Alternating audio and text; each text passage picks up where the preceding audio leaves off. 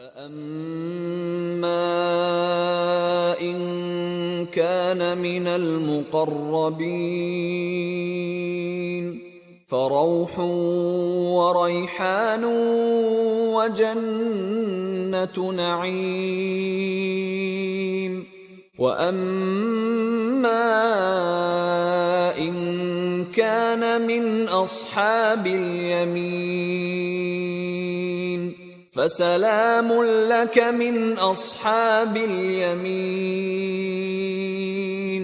وَأَمَّا إِن كَانَ مِنَ الْمُكَذِّبِينَ الضَّالِّينَ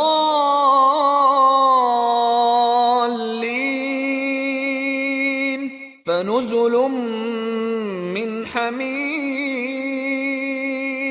وَتَصْلِيَةُ جَحِيمٍ إِنَّ هَذَا لَهُوَ حَقُّ الْيَقِينِ فَسَبِّحْ بِاسْمِ رَبِّكَ الْعَظِيمِ۔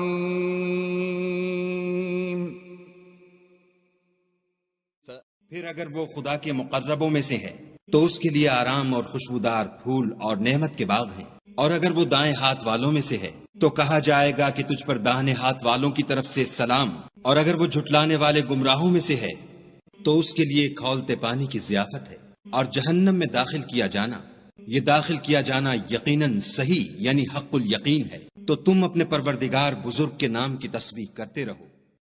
And if the deceased was of those brought near to Allah, then for him is rest and bounty and a garden of pleasure.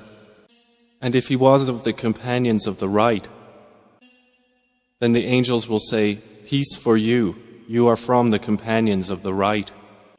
But if he was of the deniers who were astray, then for him is accommodation of scalding water and burning in hellfire. Indeed, this is the true certainty.